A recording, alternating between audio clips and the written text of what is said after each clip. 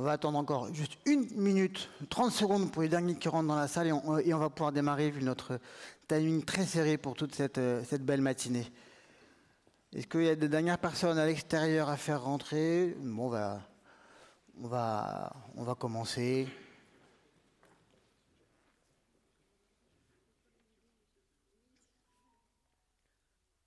J'attends juste peut-être un go. J'ai encore quelques personnes qui rentrent. On y va? On y va. Selon le Haut Conseil de la santé publique, une personne sur 3 souffrira un jour d'une maladie psychique. Les maladies psychiatriques représentent d'ailleurs plus de 15% des dépenses de santé. Pire, depuis une dizaine d'années, elles sont la première cause d'invalidité.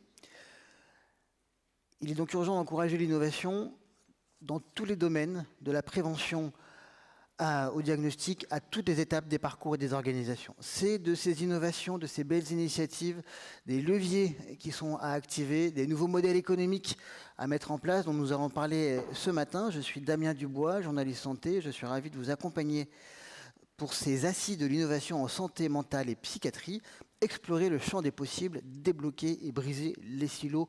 Tout un programme qu'on va explorer ensemble avec différentes tables rondes qu'on vous présentera au fur et à mesure. Et surtout, je vous précise que ces journées donneront lieu aussi à des recommandations qui seront remontées aux élus, au ministère et également, bien sûr, aux membres du fameux COSTRAT qui se réunit dès cet après-midi. Avant cela, je vais laisser le pupitre à Claire Peigné, maire de Morancé et conseillère régionale, représentante de la région qui nous accueille aujourd'hui. Merci, madame.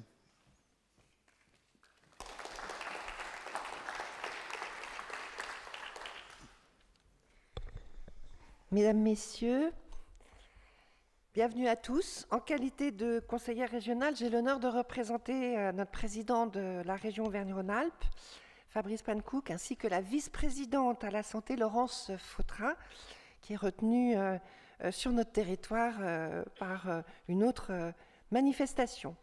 Je prends la parole pour évoquer un sujet qui nous concerne toutes et tous, à des degrés divers, la santé mentale. Longtemps reléguée au second plan, elle est aujourd'hui au cœur de nos préoccupations et elle mérite plus que jamais notre attention, notre engagement, notre capacité à innover pour répondre aux enjeux de nos concitoyens. La région Auvergne-Rhône-Alpes, vous le savez, porte une politique volontariste forte, engagée pour améliorer l'accès aux soins, la prévention et permettre d'enrayer les inégalités. Même si la santé mentale n'est pas au cœur de nos actions quotidiennes, nous avons conscience de l'intérêt de contribuer d'une manière ou d'une autre à briser les tabous, déconstruire les préjugés, bâtir un avenir où chacun puisse recevoir l'écoute, le soutien et les soins dont il a besoin. C'est en ce sens que dès la crise sanitaire, nous avons accompagné financièrement le déploiement d'une plateforme de soutien aux étudiants, car nous le savions et nous le savons, la santé mentale de notre jeunesse a été largement impactée par cette crise. Nous en sommes tous témoins. Notre engagement auprès des étudiants ne s'arrête pas là, puisqu'en janvier cette année a ouvert un nouveau centre de santé mentale pour les étudiants au cœur de Lyon, porté par l'université et financé en partie par la région. Alors cet espace de soins psychiatriques a été voulu accessible pour répondre aux différents besoins de santé de nos étudiants. Au-delà de la prise de conscience, la crise nous a également permis de mieux appréhender l'écosystème de la psychiatrie santé mentale. Des échanges ont été depuis initiés avec certains établissements majeurs de notre région, comme le Vinatier, permettant ainsi de mieux comprendre les enjeux et défis de demain. Nous sommes notamment en lien sur le projet Kinturlé, qui souhaite allier intelligence artificielle et santé mentale pour une meilleure orientation, si je puis dire, des patients en situation d'urgence psychiatrique. Nous sommes également de plus en plus sollicités à la région par des acteurs sensibilisés à la santé mentale de nos soignants. Encore une fois, je vais vous reparler de la pandémie du Covid qui a agi comme un révélateur brutal, car il a mis en exergue les failles de notre système de santé et pointé du doigt la résilience de nos soignants. Ils sont confrontés à l'épuisement, la détresse, parfois l'isolement et même la souffrance psychique. Alors, bien sûr, comme beaucoup, des pistes de réflexion sont en cours à la région sur ces sujets, car ces sujets, nous ne pouvons y être que très sensibles, puisque nous le savons, un professionnel de santé qui va bien, c'est un usager mieux soigné. Pour finir, je tenais à remercier l'Association des établissements du service public de santé mentale, dont son président, Pascal Mariotti, que je salue particulièrement ce matin, d'avoir initié ce temps d'échange et ces débats qui vont nous permettre de nous questionner et de tenter d'apporter des réponses innovantes dans un contexte de ressources médicales difficiles et d'iniquité territoriale forte. Dans ce contexte, l'innovation est nécessaire, elle est urgente, mais innover en santé mentale ne signifie pas simplement créer de nouveaux outils.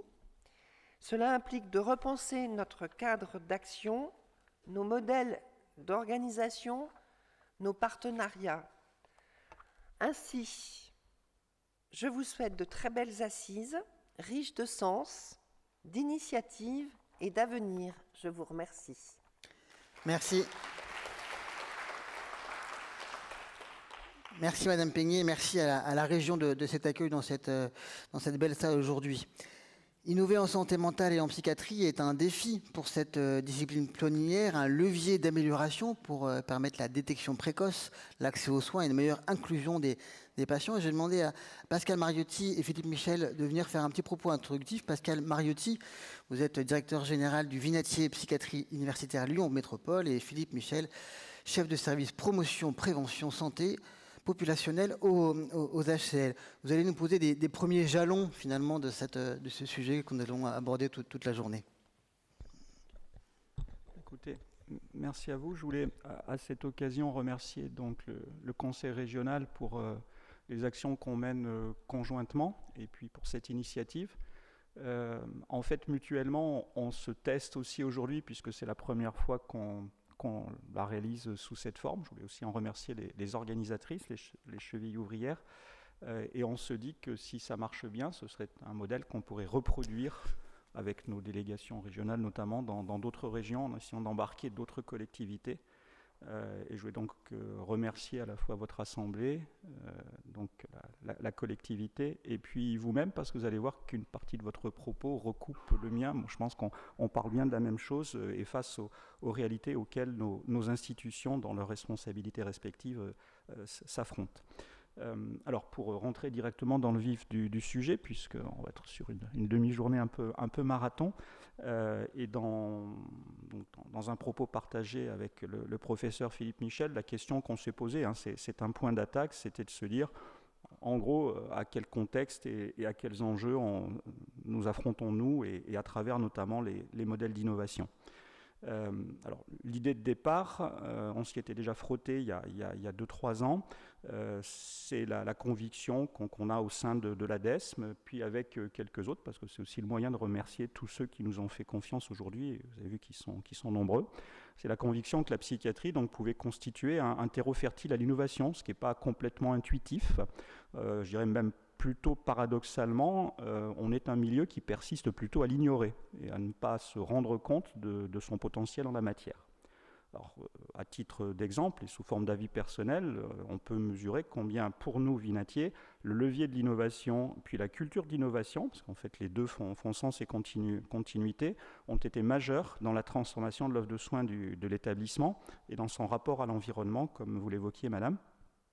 Justement parce que nous sommes confrontés à une crise de mutation qui exige, et vous l'avez aussi souligné, un changement de modèle et de paradigme.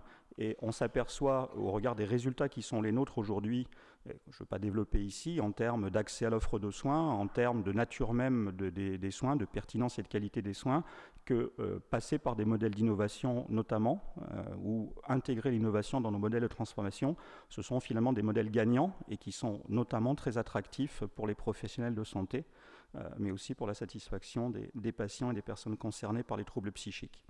Alors je voudrais juste, et vous l'avez aussi évoqué d'ailleurs, poser une alerte préalable, c'est que nous devons, comme d'habitude en quelque sorte, nous prémunir, et dès aujourd'hui, des simples raisonnements par l'outil qui risqueraient de nous faire aligner en quelque sorte des innovations, comme s'il existait une sorte de martingale du progrès technologique, que la psychiatrie est peut-être un peu plus susceptible d'échapper que d'autres spécialités et disciplines médicales qui nous promettent régulièrement la solution qui va tout régler pour demain. On a en fait besoin, et vous l'évoquiez, d'un modèle d'offre de soins qui soit intégratif, mais qui soit en même temps donc promoteur de l'innovation. En fait, l'idée centrale à laquelle on s'attache à partir de là avec Michel, c'est que, bon, ça, je le dis depuis longtemps, de façon un peu répétitive, sans forcément toujours être entendu, la crise que vit la psychiatrie, elle est sans doute multiforme, mais c'est d'abord une crise systémique, une crise de transformation qui suppose de nous attaquer à chacune des composantes du système qui est le nôtre. Mais je pense que ça pose, de le dire comme ça, et depuis maintenant 10 ans, une limite à la réflexion, parce que finalement, quand on considère l'ensemble des données dont on dispose, et peut-être depuis une vingtaine d'années au moins pour les plus anciennes, nous sommes sans doute confrontés à une transformation, à une mutation plus générale de nos sociétés qui relève peut-être, si on ose le terme, d'une forme de rupture civilisationnelle. Donc ça veut dire qu'il ne s'agit pas uniquement de changer pour nous ou de considérer toutes les sous-parties du système, mais on voit bien que le cadre n'est plus forcément le bon et qu'il va falloir travailler sur le cadre général. J'entends par là, et à mon échelle et avec humilité, le système de santé, c'est déjà beaucoup, et au moins le système de santé mentale. Mais quand on a dit ça, on entre tout de suite dans une zone d'incertitude parce qu'on a démontré jusque-là qu'on ne savait pas faire et que le pays était systématiquement en difficulté sur ces sujets. Alors ça pose la question de savoir quelles doivent être les priorités, les cibles, parmi les troubles et parmi les populations, avec quel mode, et je parle au pluriel d'accès aux soins, avec quel type de parcours, quel recours à la prévention et quel modèle de prévention, quelles interventions auprès des patients et des populations, notamment si on les suppose précoces, ce qui n'est pas une qualité, on le sait bien, de notre système, mais plutôt un défaut majeur. C'est pourquoi il nous a semblé qu'on avait besoin, alors Philippe Michel, bien entendu, ne m'a pas dit le contraire, de l'éclairage de la santé publique, parce qu'il faut réduire la zone d'incertitude et nous aider à la décision. En fait, quand on dit ça assez basiquement, assez benoîtement, c'est bien comme ça qu'on devrait toujours raisonner, sauf qu'on le fait très rarement. Je m'arrête là et je lui passe la parole. Merci. Merci beaucoup.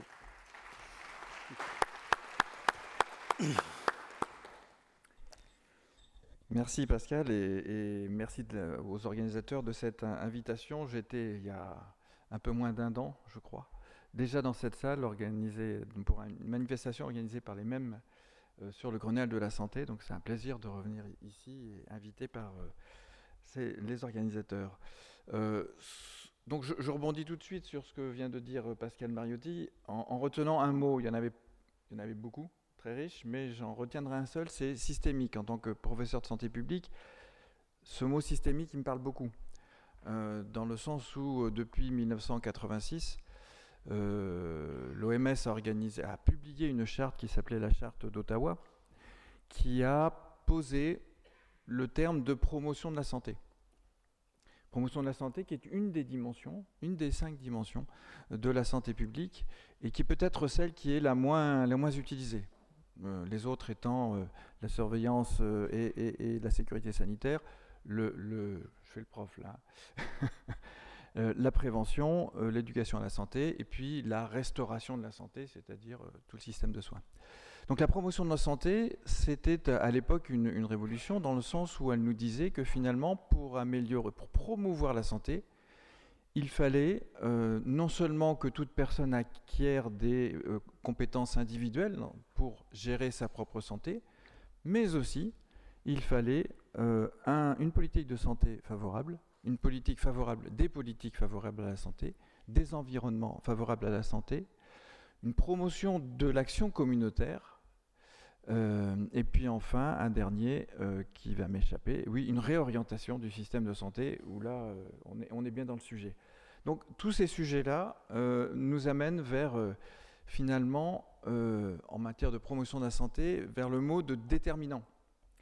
Et ce qui me semble important quand on applique cette approche à la santé mentale, à toutes les formes qui constituent la santé mentale dans sa définition, à la santé mentale positive, les troubles psychiatriques, et puis tout ce qui est la détresse psychologique réactionnelle. En fait, les déterminants de ces trois dimensions de la santé mentale sont, vous le savez, des déterminants individuels, l'âge, la physiologie, le stress, etc., qui eux-mêmes sont déterminés par les milieux de vie, milieu du travail, Madame Peignet en a parlé, dans la souffrance au travail, déterminés par l'environnement, et on parle beaucoup de transition écologique, etc., eux-mêmes déterminés par des facteurs structuraux qui sont complètement alignés avec les autres déterminants. Donc on est bien sur le terme de systémique.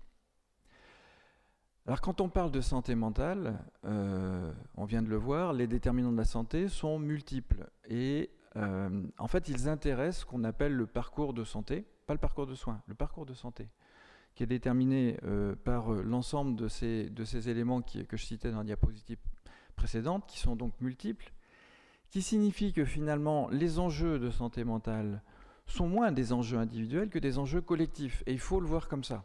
En tout cas, c'est ce que j'ai envie de vous partager en tant que professionnel de la santé mentale, de la santé publique. C'est-à-dire que si on parle de refonder une santé mentale, de réformer l'hôpital, ça passe forcément par une vision de santé publique, et là, c'est là où, avec Pascal Mariotti, on est complètement alignés, ça passe par la santé mentale, ça passe par la santé publique. Donc, une acculturation à ce qu'est la santé publique, à ce qu'elle nous dit, à ce qu'elle nous enseigne, nous semble important. Et je voulais terminer en parlant d'une des dimensions que je citais tout à l'heure, d'ailleurs, qui est la prévention, dans lequel on a beaucoup besoin d'innovation. Là, pour le coup, on est bien dans un sujet où, au niveau national, il y a 170 millions qui sont dégagés dans le cadre de France 2030 pour essayer d'accélérer l'innovation en prévention. Et autour de la santé mentale, on a déjà beaucoup de choses, et des choses qui nous renvoient aux différents niveaux de la prévention. Là aussi, je vais faire le DOCT, je vais dire qu'il y a de la prévention primaire, et de la prévention secondaire, de la prévention tertiaire, vous le savez. La prévention primaire, c'est promouvoir le bien-être et prévenir les troubles. Prévenir le bien-être et plutôt promouvoir le bien-être, ça se fait, Madame Peignet en parlait aussi, des étudiants, mais les étudiants avant étaient des enfants, étaient avant des nouveau-nés. Le bien-être, ça commence à l'école. L'école a un rôle fondamental, l'éducation nationale a un rôle fondamental dans l'acquisition des compétences psychosociales, sa capacité à gérer sa santé mentale, dans des programmes que l'éducation nationale développe, comme empathie, etc. Donc, pour prendre un seul exemple, j'avais envie de prendre celui de l'éducation nationale. La prévention secondaire, c'est identifier et orienter précocement afin d'éviter que les troubles ne s'installent, s'aggravent et se chronicisent. Là, on peut parler de deux éléments qui sont sur Lyon, géographiquement, le programme de premier secours en santé mentale.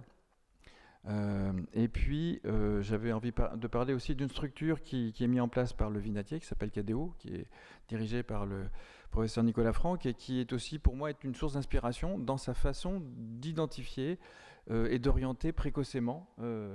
Voilà.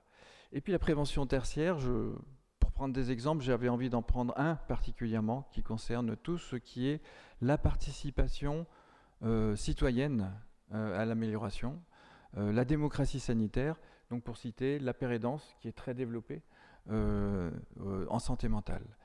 Voilà, ces trois niveaux de prévention, il faut les avoir bien en tête quand on parle de refondation et d'amélioration de la santé mentale, tout cela rentrant dans le cadre plus général de la promotion de la santé, parce que la santé mentale est un des éléments majeurs de la santé de notre population. Merci de votre attention. Merci beaucoup. Je vais reprendre la zapette. Merci beaucoup à tous les deux pour ces premiers jalons. Prévention, pérédance, c'est des sujets dont on va parler avec plusieurs des intervenants. Et ça va revenir aussi dès cette première table ronde sur les innovations en santé mentale, les solutions qui changent la donne, opportunités ou menaces. Les gros mots sont dits aussi. Donc je vais demander aux intervenants de venir me rejoindre. Ludovic Samalin, psychiatre au CHU de Clermont-Ferrand et copilote du Grand Défi numérique en santé mentale. Michael Worms-Herminger, docteur en santé publique et recherche clinique. Docteur David Labrosse, président de Mental Tech France. Et Stéphane Tollander, vice-président de France Biotech. Asseyez-vous. Voilà, comme ça. Moi, je vais rester par là. Et avec, tout de suite, on a besoin, avec ce grand défi numérique en santé mentale, justement, dont on a déjà un petit peu parlé, on a besoin, on ne peut pas s'exonérer d'un petit point d'étape. Où on en est, quels sont les enjeux aujourd'hui, Ludovic Samalin, pour commencer. Alors, est-ce que si vous parlez un petit peu, quelquefois, il faut parler un petit peu dedans? Oui, bon. Non, aussi. Allez-y, attendez, je vais voir si. Voilà, ça marche mieux comme ça. Super. Parfait, merci beaucoup. Voilà. Bonjour à toutes et à tous. Merci évidemment pour cette invitation à évoquer notamment la question du grand défi. Peut-être en guise d'introduction, rappeler un peu le contexte du grand défi qui a été lancé par la délégation ministérielle en santé mentale et en psychiatrie sous l'initiative notamment du professeur Bellivier, avec un relais auprès de la délégation du numérique en santé. Et donc, cette aventure que je copilote avec Lynn Farah, qui est directrice de ce grand défi, et d'ailleurs de deux grands défis, puisqu'il y a également un grand défi sur la question du bien vieillir, sur la thématique du numérique. Et donc évidemment, un contexte qui a poussé spécifiquement à flécher finalement un soutien financier dans le cadre de France 2030 sur la question du numérique en santé mentale, du fait des enjeux autour de la prévalence des troubles psychiatriques notamment. On répète souvent une phrase choc, mais qui parle à tout le monde sur le fait qu'à peu près un Français sur 5 sera confronté au cours de sa vie à une pathologie psychiatrique, qu'elle soit épisodique ou qu'elle soit beaucoup plus chronique. C'est aussi la première dépense de soins en France. Et puis, dans le contexte de la grande cause nationale, c'est aussi une promotion, entre guillemets, que d'essayer d'acculturer, de déstigmatiser cette question des troubles psychiatriques au sein de la population. Alors, le sujet, c'est aussi opportunité-menace. Donc, juste pour dire peut-être quelques mots sur cette question, évidemment, le grand défi est pour nous en tout cas plutôt une opportunité pour mettre en avant la question du numérique en santé mentale. Néanmoins, il y a encore quelques interrogations. Je pense notamment aux professionnels de santé qui, de façon récurrente, quand on intervient dans les congrès, il y a encore beaucoup de questions et d'interrogations sur des aspects autour de la sécurité, des données, qu'est-ce qu'on fait des données, où c'est qu'elles vont, où c'est qu'elles sont hébergées, comment elles sont partagées, des questions aussi éthiques sur les aspects parfois intrusifs de ces solutions numériques qui peuvent être développées. Donc il y a tout un tas encore de questionnements qui finalement sont des barrières à lever pour aussi à un moment donné envisager le déploiement de ces solutions, aussi formidables soient-elles. Donc c'est dans ce contexte-là évidemment que le grand défi a été pensé, avec l'idée d'essayer de faciliter, de promouvoir le développement d'outils numériques, parce qu'on parle là évidemment bien d'outils. L'objet n'est pas de remplacer les professionnels de santé, de promouvoir le lien thérapeutique avec les patients. On a vu tous les enjeux, notamment pendant la période Covid, que pouvaient apporter un certain nombre de solutions pour maintenir le lien avec les patients. Et donc, du coup, ce grand défi est véritablement pour nous une opportunité pour les professionnels de santé, les patients, les usagers, les aidants notamment. Et donc, le grand défi va soutenir différents types de projets par rapport à ça. Alors, il y a évidemment un appel à projets qui soutient financièrement différents stades de développement.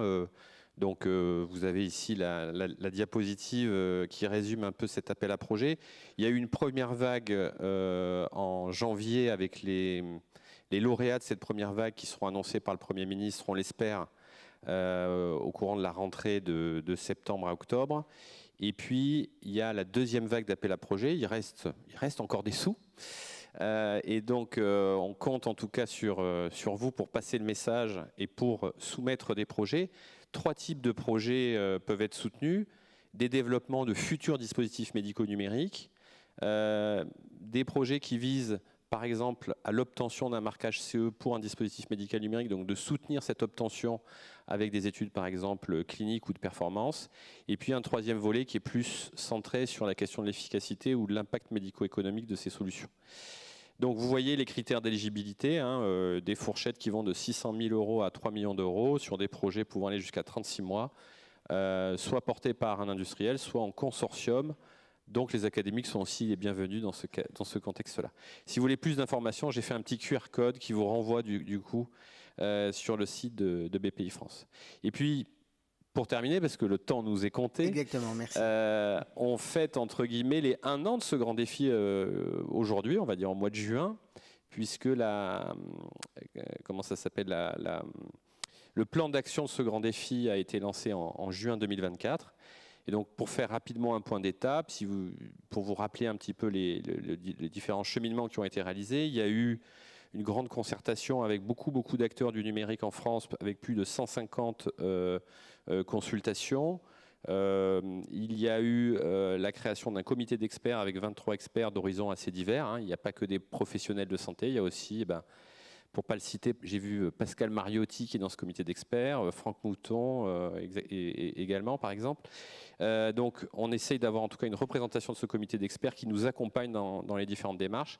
Et au-delà de l'appel à projet, on a créé 5 groupes de travail sur 5 thématiques, justement, pour essayer de renforcer ces opportunités et lever les menaces autour de 3 thématiques qui nous a paru clés. La première, autour de la question de l'évaluation.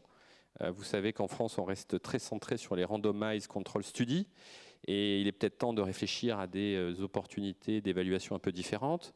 La question également du modèle médico-économique, puisque le modèle qui consiste à aller uniquement vers un accès au marché et un remboursement n'est pas forcément un modèle viable dans le contexte du numérique. La question de la formation, et là on a un groupe de travail très actif avec notamment l'idée aussi de l'attractivité de notre métier, puisque former par exemple à la télésurveillance les infirmiers et infirmières de demain, c'est peut-être aussi un point d'attractivité pour notre spécialité.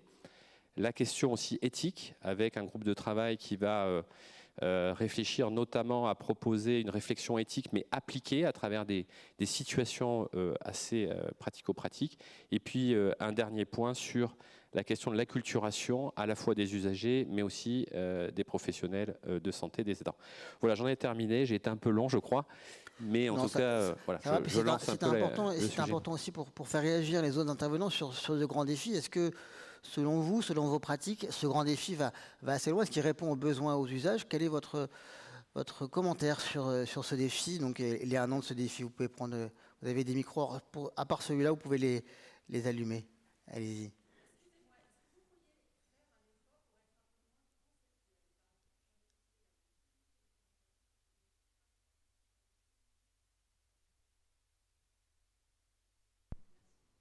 Alors, qui veut commencer par le côté pédagogique important, essentiel sur ce que c'est qu'un outil numérique et comment il y répond?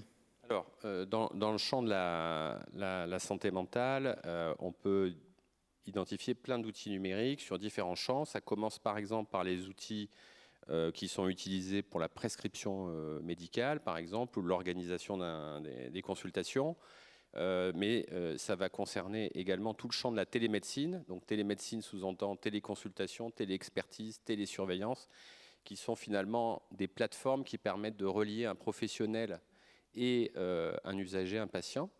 Mais ça peut être aussi, par exemple, le champ de la robotique, ça peut être le champ des thérapies digitales, on dit des digital therapeutics, par exemple, qui proposent des interventions inspirées de thérapies cognitivo-comportementales notamment, et qui vont permettre de délivrer à distance des approches psychothérapeutiques.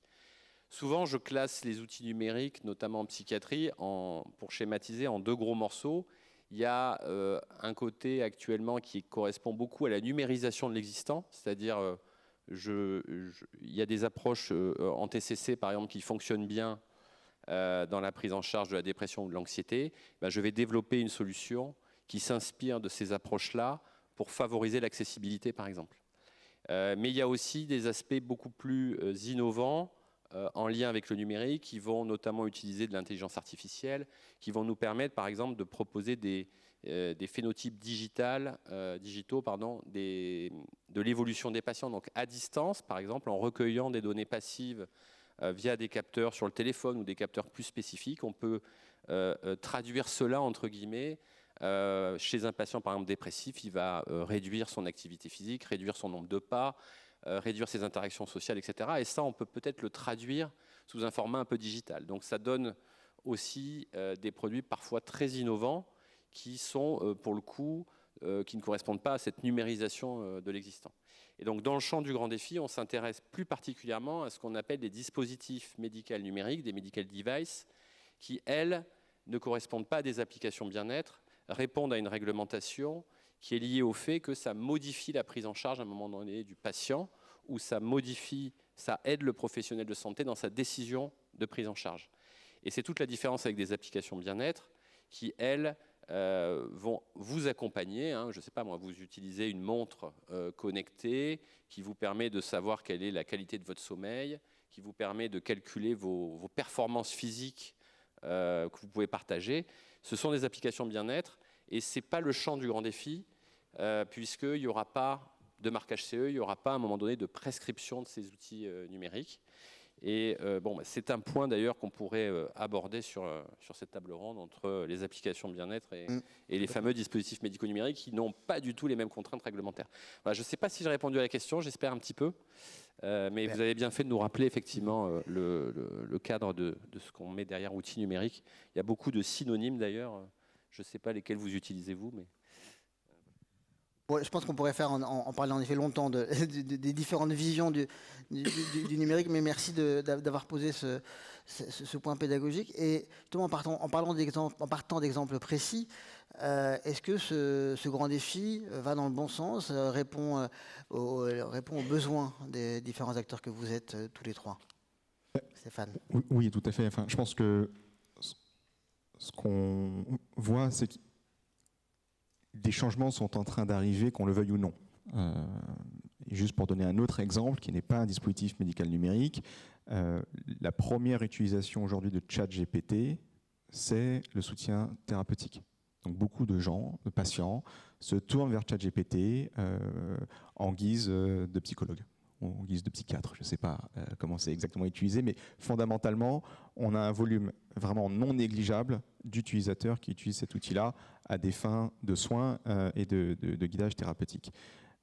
Ce qui pose évidemment un certain nombre de problèmes, puisque c'est une solution qui n'est pas régulée, qui n'est pas un dispositif médical, qui se comporte comme un dispositif médical, même s'ils essayent de prendre toutes les mesures de précaution associées, mais fondamentalement, on arrive très facilement à le détourner et à en faire un dispositif médical.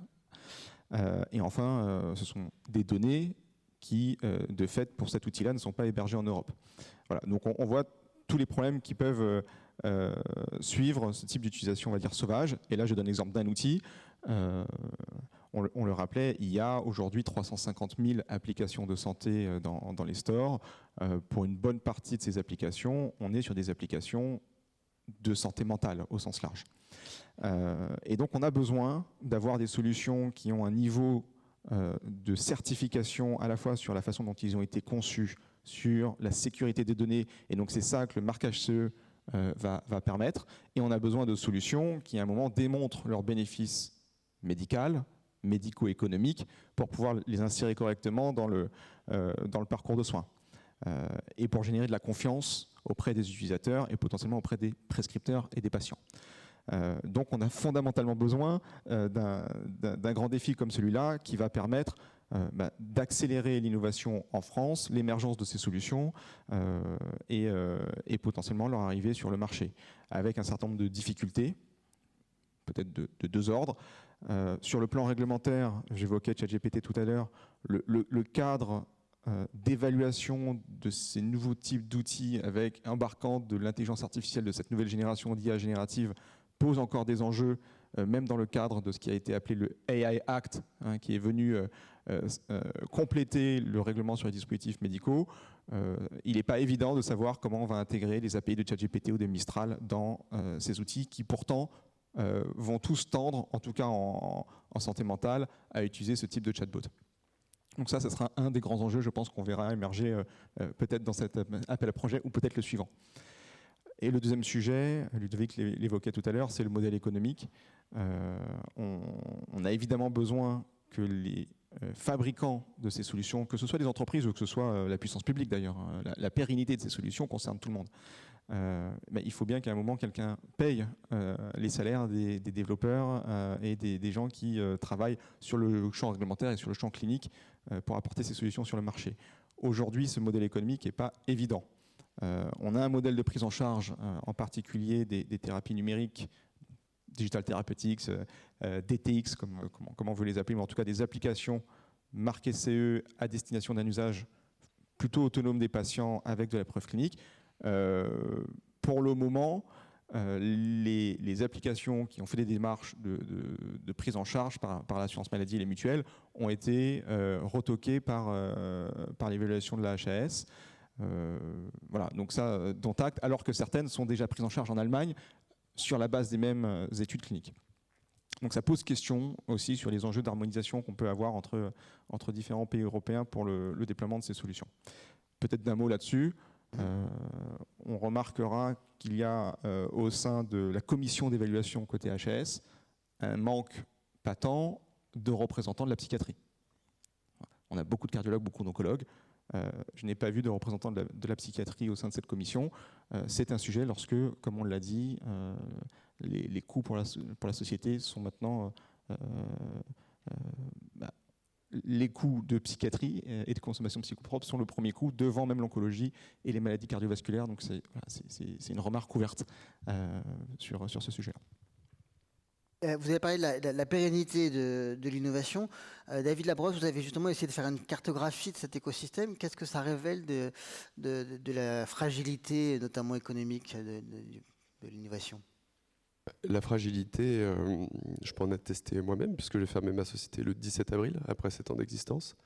Donc la fragilité, c'est que c'est très darwinien. Soit on trouve son modèle économique et la société, elle perdure et elle développe son business, continue à innover et à conquérir le marché, soit tout simplement elle s'arrête. Et la réalité, c'est qu'une cartographie qui a été faite il y a 2 ans, aujourd'hui est complètement obsolète, puisque un grand nombre de sociétés déposent le bilan, faute de modèle économique, faute de difficultés d'accès au marché. Puis je pense que surtout, si je prends un peu plus de hauteur sur l'entrepreneuriat aujourd'hui en France, c'est que, il faut le rappeler, ça a été dit, une personne sur 5 fait ou va faire une problématique de santé mentale. Donc, a priori, le problème, il est existant, tout le monde le sait.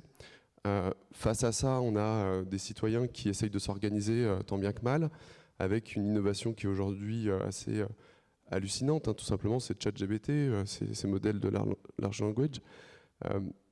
La réalité, c'est que finalement, je pense que le défi, il est plus entre ce marathon qui est en train, voire le sprint, qui est en train de prendre l'usager via l'accès à cette nouvelle technologie pour pallier à une problématique existante et qui est une problématique de santé publique compte tenu de la gravité et de la fréquence.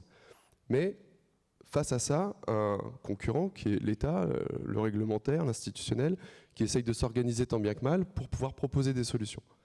La réalité, c'est que, on l'a dit, un grand nombre de citoyens posent leur compte-rendu d'hospitalisation, leur ordonnance, demandent des questions en tout type et en tout genre sur ces outils-là, et trouvent des solutions très rapidement. Alors, de qualité peut-être à critiquer, d'exhaustivité, de détails, etc., ou même de capacité à simplement les interpréter. Mais la réalité, c'est que l'entrepreneur, aujourd'hui, fait face à ça, dans un marché qui est complètement désorganisé et qui se désorganise de plus en plus.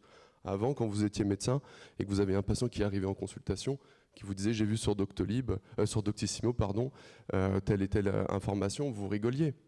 Aujourd'hui, quand il vous challenge avec une réponse de ChatGPT, vous reprenez vos tuyaux et puis vous regardez si vous êtes up-to-date, quoi. Donc la réalité, c'est que ça devient un choc assez violent pour la pratique médicale et paramédicale.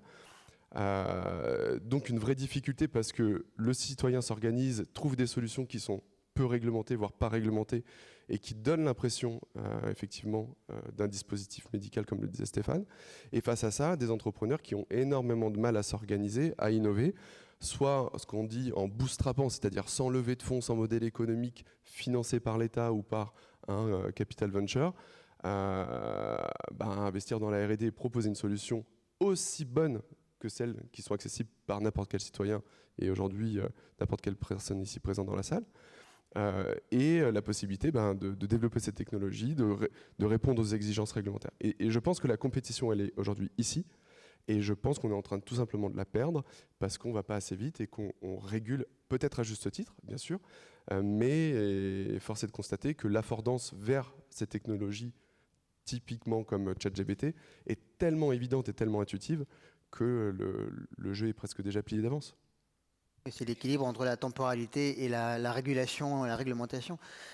Michael, est-ce que ce grand défi, justement, répond à ce besoin? Est-ce qu'il va assez vite aussi, presque, par rapport aux besoins de la rapidité, face à la rapidité de l'innovation, où on est dépassé en continu? Enfin, on le voit dans nos usages personnels individuels, on le voit dans toutes les phases de la médecine, y compris en santé mentale.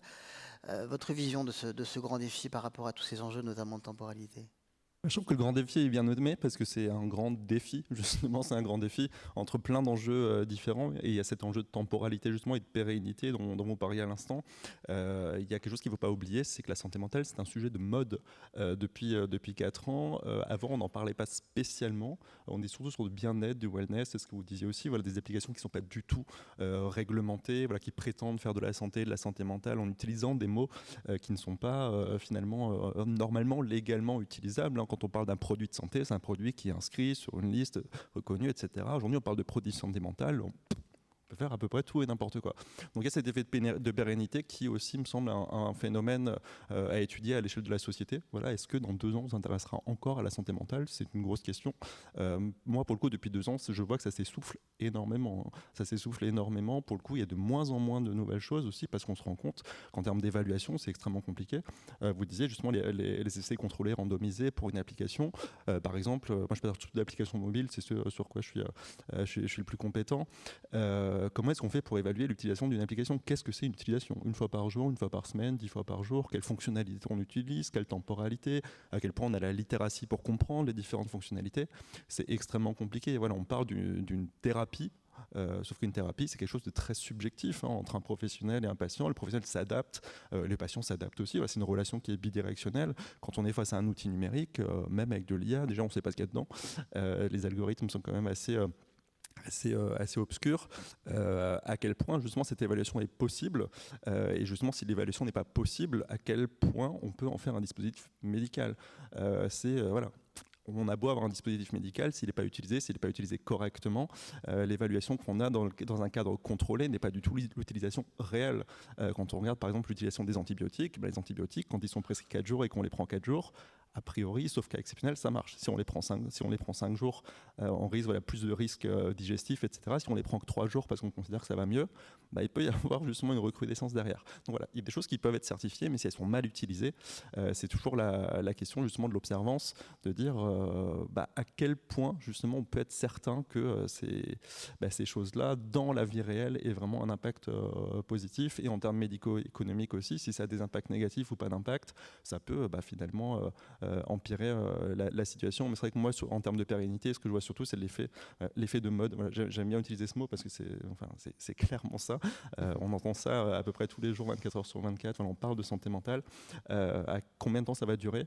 Et justement, à force de ne pas savoir comment évaluer les différentes solutions, à quel point les investisseurs en fait, vont vouloir continuer finalement à investir dans des solutions qui ne sont pas évaluables. Vous pouvez bien sûr réagir chacun sur les propos des uns des autres. Mais je vous propose de faire un petit pas de côté, ou plutôt un pas en avant, d'ailleurs pour voir si l'effet de mode va durer, avec un peu de prospective. Et je vais donner la parole quelques instants à un témoin du premier rang. Jean-Christophe Leroy, directeur général de Positive Minder. Si on se projette dans 10 ans, dans le futur, quels sont les arguments, les raisons d'être optimiste? Et est-ce que la santé mentale sera toujours à la mode? Votre micro s'est éteint. Allez-y. Oui. Voilà. Est-ce que la santé mentale sera encore à la mode? Ça, c'est difficile de le prévoir, c'est un peu la boule de cristal. En revanche, est-ce que le numérique va permettre à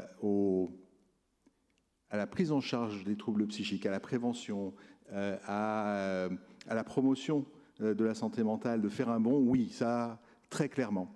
Très clairement, mais est-ce qu'on peut s'en réjouir ou pas? Ça, c'est une question qui a été soulevée. Il y a des enjeux économiques, en fait. Quand on parle d'une personne sur 5 qui est concernée, évidemment, ça fait beaucoup de consommateurs. Donc, il n'y a pas de modèle économique et en même temps, il y a un modèle économique. Pourquoi? Parce que dans les nouvelles technologies, le modèle économique, il est toujours autour de la data. Il est soit autour du dispositif physique, soit autour de la data. Vous avez fait un travail sur cette prospection à 10 ans? Aujourd'hui, les GAFAM, les grands acteurs du numérique, s'emparent de ce sujet-là. Et donc, demain, quand on va parler de biotype, c'est-à-dire qu'on va restructurer complètement la façon dont on parle des troubles psychiques, on va avoir de nouveaux diagnostics. Comment on va faire ces diagnostics? Bien entendu, on va utiliser des outils, et ces outils, il faut beaucoup investir. Et pour beaucoup investir, il faut avoir du rendement. Et ces très grandes sociétés, on parle de Google, on parle de OpenAI, par exemple, elles vont valoriser leur investissement grâce aux données. Et donc la régulation est un enjeu. Or, aujourd'hui, on ne joue pas à armes égales. C'est-à-dire que quand on investit ici, on investit dans le cadre d'une régulation. Quand ils investissent, ils dérégulent. Et c'est cette dichotomie, en fait, qui crée un vrai challenge pour le grand défi. Parce que, en effet, le grand défi, il est basé sur beaucoup de régulation versus des investisseurs qui, eux, vont déréguler. Quelles sont pour vous, les uns les autres, les raisons d'être optimistes pour l'évolution efficace, concrète, pratique, répondant aux besoins, aux usages des professionnels et surtout des patients? Peut-être avant d'être optimiste, je vais me permettre encore un tout petit peu pessimiste. Oui, peut-être en rebond à ce qui vient d'être dit, et juste rappeler effectivement que OpenAI n'est pas une petite société, c'est pas un petit phénomène auquel qu'on est en train d'observer. OpenAI aujourd'hui a une valorisation supérieure à celle de Sanofi. Donc on se rend compte qu'on a là en face de nous une méga société qui déjà commence à imposer un usage en santé mentale qui est conséquent. Et je le dis parce que le retour qu'on a souvent concernant les applications justement régulées qui, bon élève, vont aller chercher typiquement une prise en charge, c'est « ah oui, mais on ne sait pas si on va prendre ça en charge parce qu'on ne sait pas comment ça sera utilisé dans la vraie vie ». Et oui, il y a des contraintes et le cadre des études n'est pas suffisamment proche de la réalité pour prendre ce risque-là. Mais si on ne prend pas ce risque, parce que finalement on l'a pris sur le médicament, si on ne prend pas le risque en se disant on y croit, et je crois moi qu'on est face à un enjeu qui est culturel, philosophique, civilisationnel. Est-ce qu'on croit que ces outils vont changer la donne ou est-ce qu'on en a peur? Et c'est ça qui sera absolument déterminant parce que dans la bascule, pour prendre en charge, pour décider d'y aller, il faut à un moment faire le saut dans le vide et se dire oui, on n'a pas toutes les données et on n'aura pas toutes les données de long terme et on n'aura pas toutes les données d'usage avant d'y aller. Et donc, il ne faut pas croire que les enjeux d'évaluation sont seulement des enjeux méthodologiques et rationnels. Il y a cette forme d'irrationalité. Si on n'y croit pas, on laissera la place à d'autres qui, pour le coup, y ont cru, y sont allés et effectivement, ils vont de manière beaucoup plus sauvage que ce qu'on voudrait en Europe. Voilà. On parlera en effet d'évaluation, notamment dans la deuxième table ronde, mais c'est un des sujets essentiels. Optimiste, pessimiste? Naturel. Oui, je vais juste réagir assez rapidement. Quand en termes de santé publique, j'entends croyance et saut dans le vide, clairement ça me fait peur. Parce que c'est totalement l'inverse de la santé publique et de la recherche clinique. Alors très clairement, là pour le coup, ce que je viens d'entendre, ça me choque pas mal en fait. Quand on parle de données scientifiques, d'évaluation scientifique, qu'on commence à parler de croyance, clairement il y a un problème. David? plusieurs choses. Je ne pense pas d'un sujet de santé publique, on puisse en faire un effet de mode, même si j'entends que c'est du marketing. Mais il faut rappeler qu'une personne sur 5, c'est pas une mode, c'est un fait. Et donc, on ne peut pas jouer de la mode d'un sujet de santé publique qui concerne, dans cette assemblée-là, quand même, une personne sur 4, voire une personne sur 5, et probablement de l'entourage proche. Qu'on en fasse du marketing pour pouvoir attirer des fonds, financer, innover, c'est un sujet, mais il faut rappeler quand même que c'est un sujet de santé publique avant toute chose. Et je ne dis pas ça pour critiquer, mais simplement dissocier le marketing de la réalité des patients et des usagers.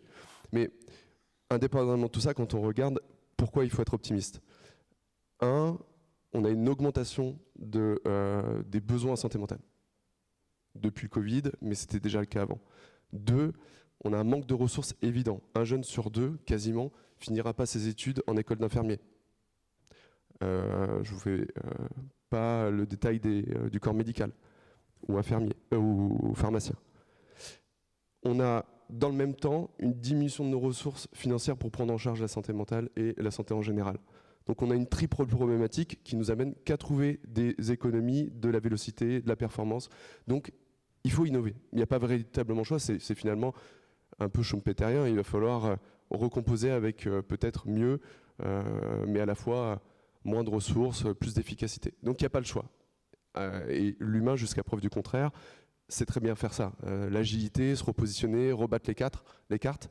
Donc je suis naturellement optimiste sur le fait qu'on va y arriver.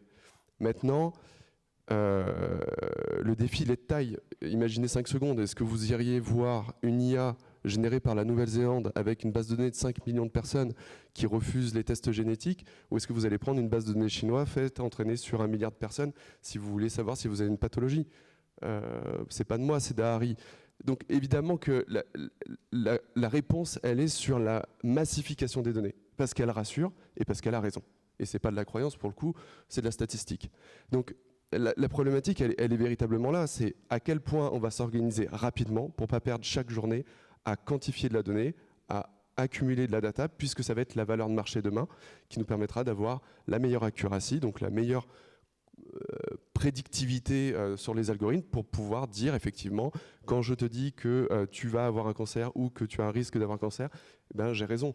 Et ça, malheureusement, on le comprend probablement trop tard et de façon très réglementaire, ce qui est rassurant à la fois. Il y aura peut-être des modèles aussi différents pour nos concitoyens ou les citoyens du monde qui voudront utiliser des modèles peut-être plus vertueux à l'avenir. Mais le marché américain ou chinois a pris plus qu'un pas d'avance sur ce sujet-là. Ludovic, optimiste, pessimiste? Alors moi, toujours optimiste, évidemment, sur ce sujet-là. Plusieurs remarques par rapport à ce qui est dit. Je rejoins globalement les commentaires qui ont été faits. Peut-être si on prend un référentiel qui va vous faire hurler, mais qui est quand même une base, qui est celui du médicament finalement, et de reprendre un peu les différentes étapes qu'on peut observer. En fait, au départ, on a tendance à penser que l'évaluation qui est réalisée pour les médicaments est une évaluation qui ne devrait pas être tout à fait la même pour les solutions numériques.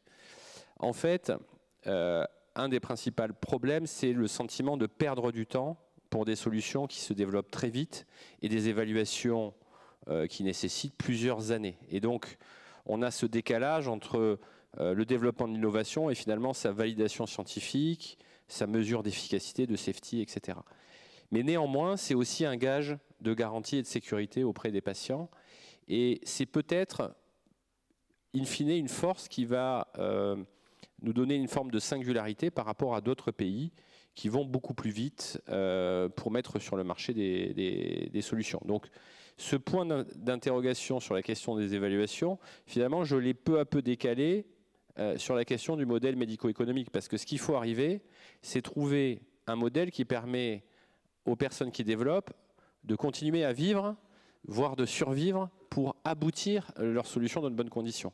Et c'est sur ce point-là où il y a encore finalement une forme de vide sur lequel on n'arrive pas à trouver véritablement dans notre culture aussi des modèles de financement un peu différents. On peut imaginer des modèles qui passent par des établissements de santé, qui passent par des professionnels, voire des patients.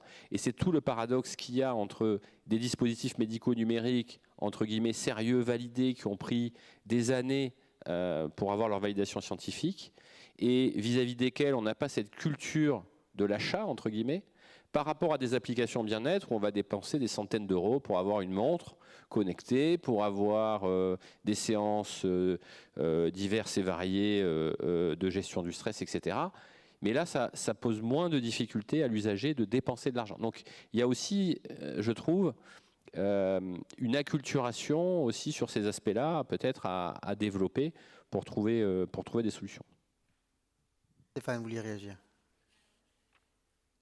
Oui, mais l'optimisme, je pense que c'est tous les logos qu'on a derrière nous. C'est qu'on a quand même là un écosystème représenté ici qui veut faire bouger les choses, qui veut faire avancer ces sujets-là. On a le grand défi. Donc, je pense qu'on est pas mal loti finalement en termes de volonté de toutes parts, de volonté entrepreneuriale, de volonté publique.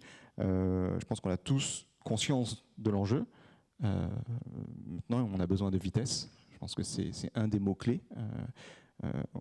Si on fait un tout petit parallèle avec la façon dont l'Europe s'est fait déborder par le numérique, il n'y a pas beaucoup de grandes plateformes qu'on utilise tous les jours qui étaient développées en Europe.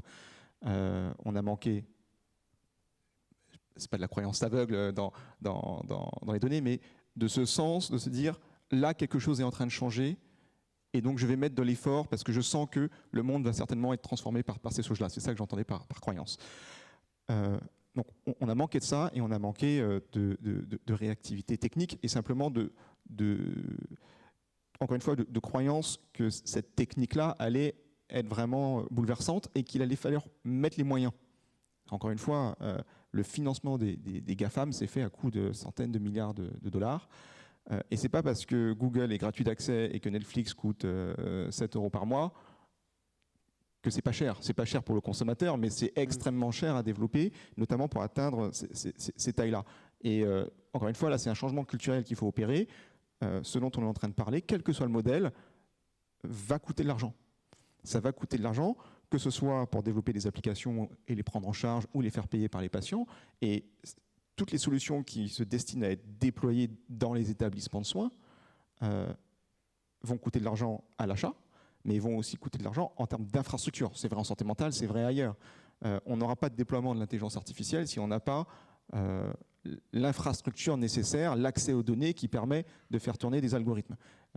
Et ça, on sait qu'on a un sous-investissement chronique dans l'informatique hospitalière.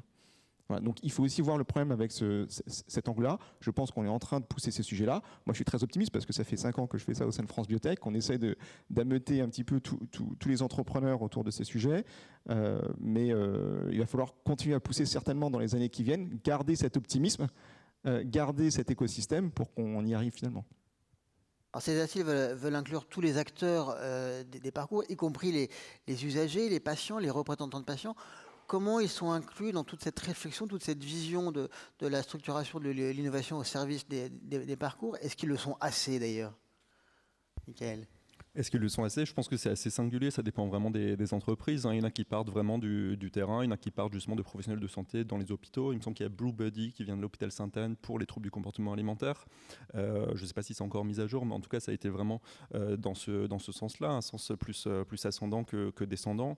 Là, il y a vraiment une situation qui est vraiment particulière à chacun, mais c'est vrai qu'il y a quelque chose qu'on a tendance à négliger, c'est demander aux personnes ce dont elles ont besoin. Ce qu'elles accepteraient. Et ça, visiblement, c'est quelque chose que beaucoup d'acteurs ont tendance à oublier. Je vais vous citer un petit exemple. Là, pour le coup, c'est pas du numérique, mais sur essayer d'améliorer la santé mentale de personnes qui sont répondantes à une ligne d'écoute, donc qui sont confrontées justement à des discours suicidaires, etc. De dire, on va essayer d'améliorer leur santé mentale, on va leur mettre à disposition des psychologues. On n'a pas demandé aux personnes, en fait, quand on leur a demandé, elles n'avaient pas du tout besoin de psychologue, elles voulaient des nouveaux sièges qui soient plus confortables. Donc voilà, il y a cette question-là aussi de finalement de quoi vous avez besoin. Ça, on a tendance vraiment à l'oublier. Et puis une fois que la personne en a besoin, on peut proposer une solution. Est-ce que cette solution est acceptable? Est-ce qu'elle est aussi atteignable? On a essayé de faire un essai clinique justement sur une application mobile auprès d'un XAPA. Donc c'est une application pour les addictions. On s'est retrouvé avec le XAPA, a commencé à rédiger le protocole avec l'hôpital, etc. Jusqu'à ce qu'on nous dise, en fait, les patients, ils n'ont pas le dispositif, ils n'ont pas le téléphone en fait compatible avec ça. ça. Donc en fait, on peut faire ce qu'on veut, dépenser 500 000, 1 million d'euros pour l'essai clinique, mais en fait, si la cible en fait, n'a pas les moyens d'y accéder, il y a aussi ce souci-là. Donc voir à quel point justement on peut étudier vraiment le marché de manière assez précise, parce qu'on parle d'un énorme marché, mais quand on parle d'un Français sur 5, d'ailleurs on ne sait pas, un Français sur 5, sur 4, sur 3, l'OMS c'est une personne sur 8, donc là aussi on peut sortir les plus gros chiffres qu'on veut. Dans les 1 Français sur 5, il y aura des troubles anxieux mineurs qui ne nécessiteront absolument rien, qui passeront en 3 semaines, comme il y aura des schizophrénies très déficitaires. Donc voilà, 1 sur 5, ça ne veut pas dire grand-chose. On met énormément de choses dedans. Quand on dit que les jeunes vont extrêmement mal, je vais citer Santé publique France, 86% des jeunes se disent en bonne santé. Donc là aussi, attention, qu'est-ce qu'on met dans les jeunes? Il y a une souffrance augmentée chez les jeunes filles. Ce qui est porté chez les jeunes filles, en fait. Chez les garçons, tout est stable. Le taux de suicide, les décès par suicide sont stables depuis 8 ans. Alors qu'on a l'impression qu'il y a cette explosion catastrophiste. Il ne faut pas perdre de vue ça aussi. C'est qui est le public? Est-ce que c'est des jeunes qui vont bien, qui finalement, pendant 2-3 semaines, vont considérer être en dépression parce que sur TikTok, ils ont vu. Il y a ce poids du numérique aussi, voilà, sur les réseaux sociaux, où il y a ces autodiagnostics, etc. À quel point justement il faut prendre en compte ces réalités-là et vraiment finalement bien segmenter les usagers et puis aussi les impliquer aussi après, donc dans la vie réelle. Est-ce qu'ils constatent que finalement il y a des choses qui sont pas adaptées, des choses qui finalement marchent pas suffisamment bien, des retours justement de pères aidants, d'associations, de proches aussi, hein. C'est aussi des choses qui sont assez intéressantes. Et sur les formats aussi, vous parlez tout à l'heure des formats remboursés en Allemagne. Sur les premiers formats remboursés, santé mentale, je crois la première année, c'était des sites web. C'était des sites web, c'était pas du tout des applications. Donc le premier, c'était des Praxis, je crois, donc pour la prise en charge de la dépression. C'était un site web sur lequel il fallait tous les jours remplir des questionnaires. Alors, autant vous dire que oui, quand on oblige les gens dans un essai contrôlé, il faut que tu ailles tous les jours, on contrôle, etc. Ben oui, forcément, on va trouver un effet. Dans la vie réelle, une personne qui a une dépression sévère, lui dire d'aller sur son ordi tous les jours remplir des questionnaires, autant vous dire que le bénéfice clinique, il n'est pas forcément là, et je crois qu'elle a été déremboursée depuis. Si je ne me trompe pas, il y en a quelques autres, mais pour le coup, elle, non. Donc bon, du coup, elle est toujours remboursée, mais il y en a d'autres qui ont été déremboursés justement à cause de ces problèmes-là.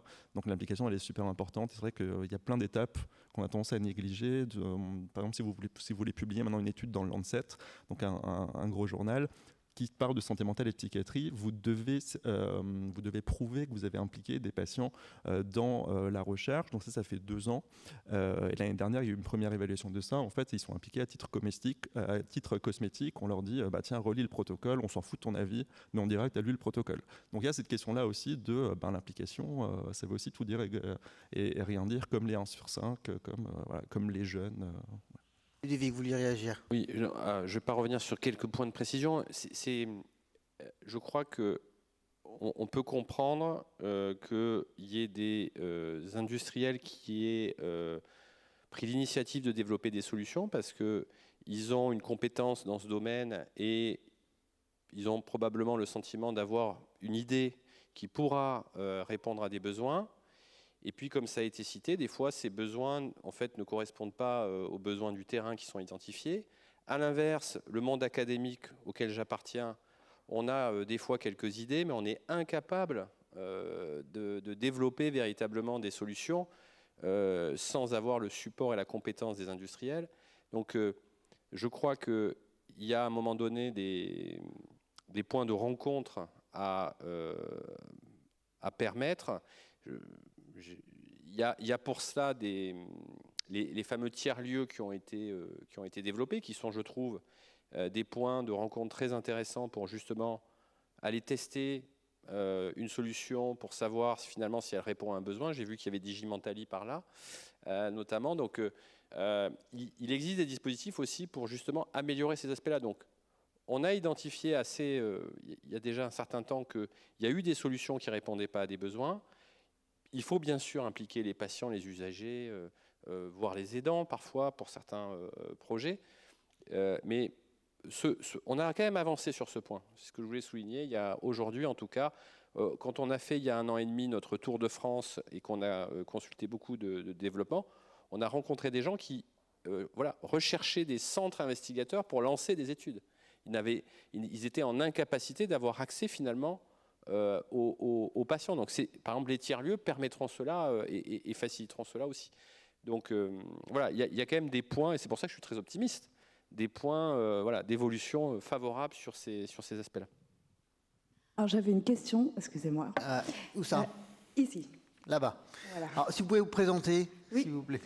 Alors je suis une CPTS et du coup je voulais savoir si dans le grand projet il y avait du coup le projet pour optimiser l'orientation des patients au profit des professionnels de santé. En fait, il y a plein de dispositifs qui existent et les gens sont un peu perdus dans tout ce qui existe sur un territoire, de savoir est-ce qu'on peut orienter le patient, à quel moment, quand, il habite dans telle commune, est-ce qu'il est éligible ou pas, il a tel âge, est-ce qu'il est éligible ou pas.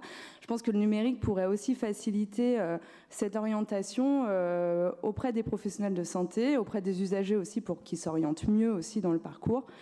Et je voulais savoir du coup s'il y avait quelque chose dans ces... Alors ça demande en fait aussi des grosses bases de données et le fait que les acteurs ou les institutionnels puissent les remplir et que ce soit un petit peu obligatoire, qu'il n'y en ait qu'une et qu'elle soit mise à jour. Mais c'est vrai que nous, en tant que CPTS, on est tous un peu en train de faire des petits annuaires locaux parce qu'il y a plein de choses il y a des associations d'aidants, il y a des groupes de parole, il y a plein de choses en fait qui se font. À chaque fois qu'on va dans un congrès, on a plein de flyers, mais en fait, les flyers, on transmet l'information aux pros de santé, mais à un moment donné, il y a des choses qui pourraient être vraiment facilitées dans cette orientation, et je voulais savoir s'il y avait un travail qui était prévu à ce sujet.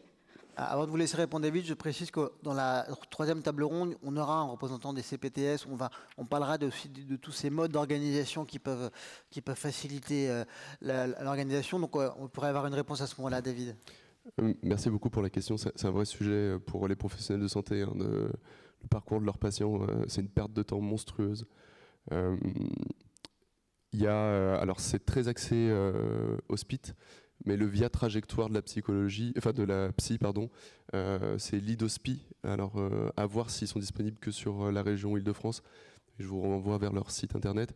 Et donc, typiquement, c'est ce cas d'usage, c'est-à-dire finalement, quelle est la disponibilité d'une structure pour accueillir, soit en aval, soit entre différentes structures, un patient qui relève de prise en charge psychiatrique. Et ça, typiquement, c'est des cas d'usage qui sont peut-être de la niche, mais qui, dans le confort de la pratique médicale ou paramédicale, est un vrai enjeu. La perte de temps dans les services sur les lits, c'est une catastrophe.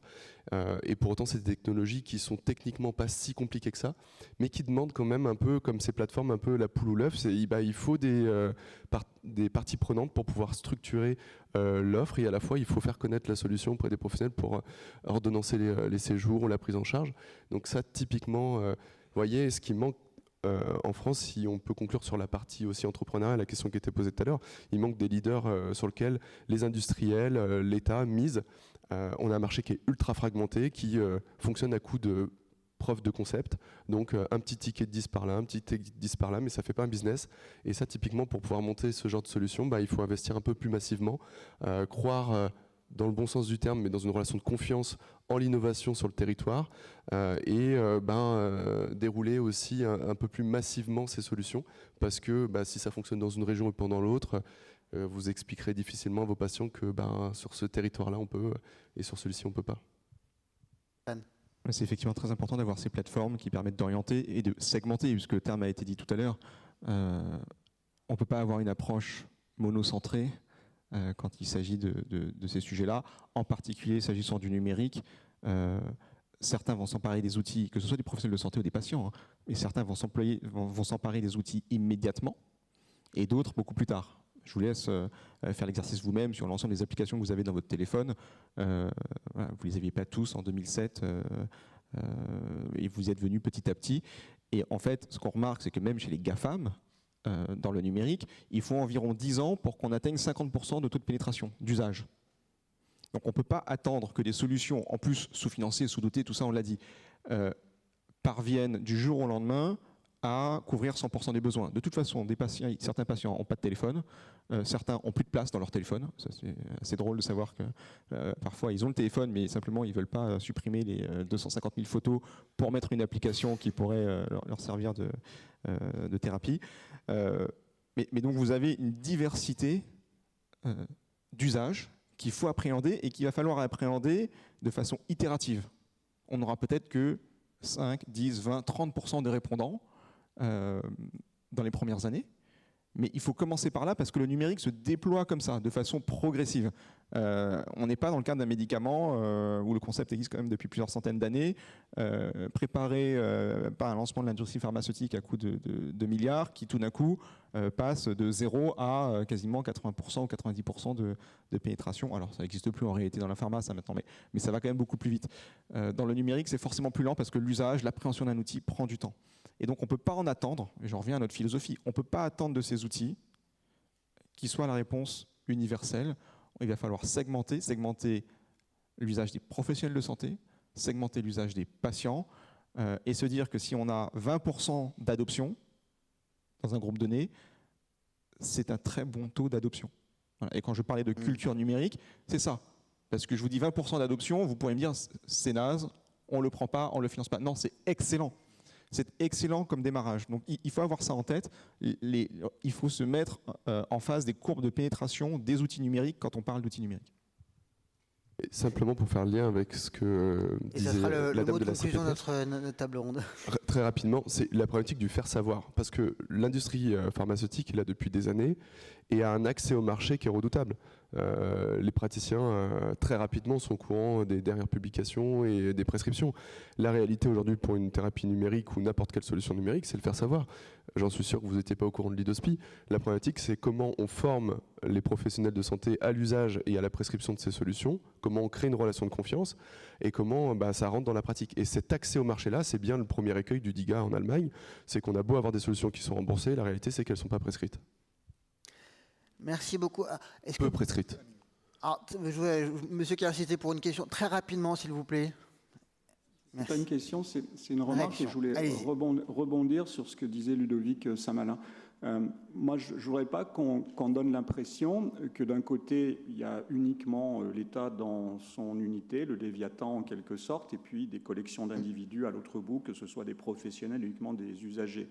À un moment donné, il y a des agrégats intermédiaires qui sont des corps intermédiaires, qui sont des institutions, etc., et qui sont placés, comme vous l'avez dit, exactement dans la même difficulté. Si je prends mon établissement, aujourd'hui, on est sur des ruptures épistémologiques et managériales également, où avant même d'avoir fait un schéma directeur du système d'information, ou avant même d'avoir mené la recherche à laquelle on est associé sur l'usage de l'intelligence artificielle à des fins de production de compte rendu. Je ne sais pas aujourd'hui combien de médecins et d'autres professionnels de l'établissement utilisent déjà couramment les outils de l'intelligence artificielle, sans aucune garantie évidemment de protection des données, pour produire des comptes rendus. Et avec l'avantage, effectivement, c'est que ça augmente la productivité du système et ça leur permet d'affronter les contraintes de travail et de priorité qui sont les leurs. Et ça, c'est la réalité que vous découvrez. Et on voit bien qu'à un moment donné, la question des institutions, il va falloir aussi l'aborder parce qu'on est en train de se faire déborder.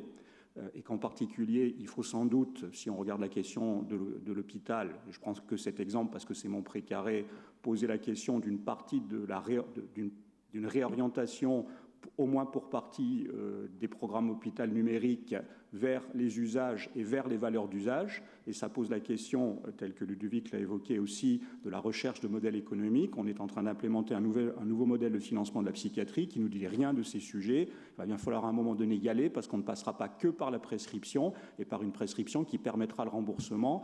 L'hôpital psychiatrique a besoin d'autres modèles, d'autant qu'il est lui-même un très gros prescripteur en ville, puisqu'en moyenne de 85 à 90% et pratiquement la totalité de ces patients et pratiquement la totalité des mineurs sont soignés en ville et par l'hôpital psychiatrique, mais pas exclusivement, bien entendu, avec d'autres acteurs, y compris libéraux, mais sont soignés en ville et pas dans les murs de l'hôpital. Ces modèles-là, effectivement, il va falloir aller chercher, et je pense que les modèles de financement qui sont les nôtres aujourd'hui sont très très loin d'avoir commencé d'affleurer même ou d'effleurer même cette question-là.